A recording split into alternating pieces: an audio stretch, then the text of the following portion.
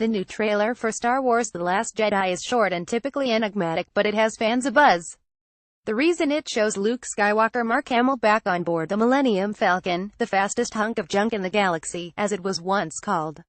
Luke was last aboard the ship, in rather bad shape, having lost a hand to the Dark Lord of the Sith who had just revealed himself as his father, at the end of The Empire Strikes Back in 1980. This time he looks to be in fuller command of his faculties, even if his mood is still rather bleak. This is the third trailer released for the 8th Star Wars film, which opens on December 15th, and it continues to develop the central theme evident in the previous two, light and dark striving to assert dominance, or alternatively to come into balance.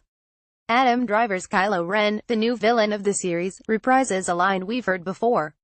"Let the past die," he says. "That's the only way to become what you were meant to be." We don't yet know whom he is addressing, but it's a fair bet it's Daisy Ridley, who seems to occupy the space in this saga that was occupied by Luke in the first trilogy, a neophyte Jedi Knight torn between wanting to do the right thing and giving full reign to her power whatever the cost. That theme gets a further echo in the words of Supreme Leader Snow Candy Serkis, whom we saw in The Force Awakens only as a giant holograph but who was revealed in the second trailer in his full disfigured glory. "Darkness rises and light to meet it," he growls ominously. "Little wonder, really, poor Rey seems so confused.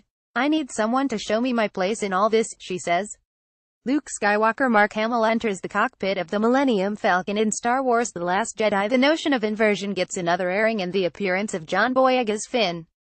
Having shed his stormtrooper origins to join the rebels in The Force Awakens, here he is in the uniform of an Imperial officer.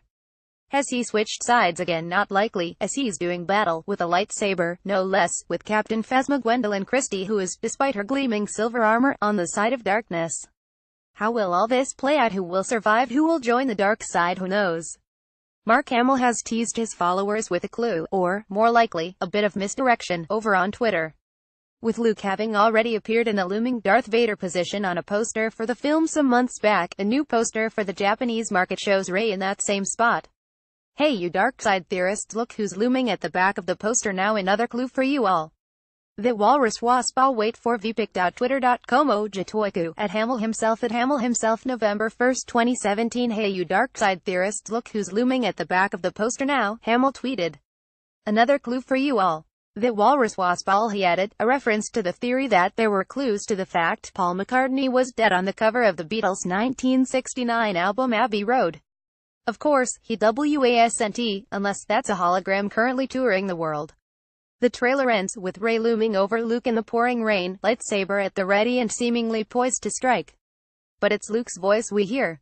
"This is not going to go the way you think," he says. "That's probably the only thing we can take as gospel." Facebook Carl Quinn journalist, Twitter @Carl Quinn podcast. The Clappers.